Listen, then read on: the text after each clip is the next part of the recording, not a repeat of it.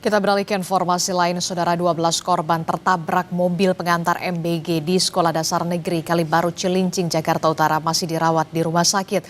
9 pasien di RSUD Koja dan 3 pasien lainnya di RSUD Cilincing. Salah satu keluarga korban yang dirawat di RSUD Koja menjelaskan keponakannya menderita luka berat di bagian kepala. Keluarga bilang korban sempat tidak sadarkan diri dalam perjalanan ke rumah sakit usai tabrakan. Ternyata di sekolah itu suasana udah kacau balau dan Nilo sudah dibawa ke rumah sakit Cilincing. Kita ke sana, di sana segala macam lah penanganan gitu. Ternyata memang harus dirujuk ke Koja sini karena memang butuh penanganan lebih lanjut gitu. Waktu kejadian itu kan memang yang ngebangunin itu kan ada saudara saya satu lagi yang namanya Amar. Itu dia sempat ngebangunin gitu. Kayaknya dia sempat nggak sadar soalnya dibangunin kan sama ponakan saya itu. Kasus mobil pembawa MBG menabrak puluhan siswa SD di Jakarta Utara naik ke penyidikan.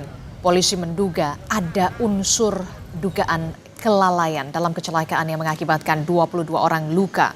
Polisi telah memeriksa 10 orang saksi.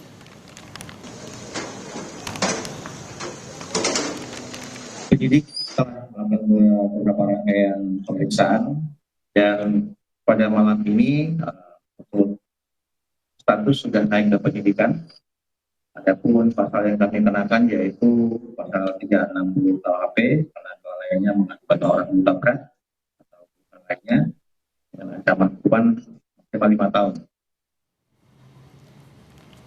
Pasca kejadian mobil pengantar MBG yang menabrak siswa di SDN 01 Kalibaru, Kepala BGN Dadan Hindayana menyatakan evaluasi pelaksanaan MBG kini bukan hanya menyasar kandungan makanan untuk siswa, tapi juga soal kesiapan dalam pengantaran menu MBG. BGN mengaku diminta Presiden Prabowo untuk menangani persoalan ini dengan baik.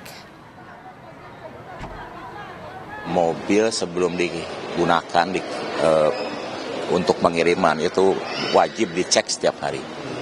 Dan dengan adanya kasus penggantian sopir ini kelihatannya menjadi insight baru bagi Badan Gizi Nasional agar KSPPG secara cermat saja. Saya dipantau setiap menit oleh Pak Seskap dan saya wajib memberikan laporan dan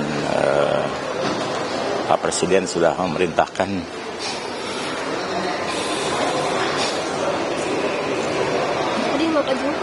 penanganan terbaik.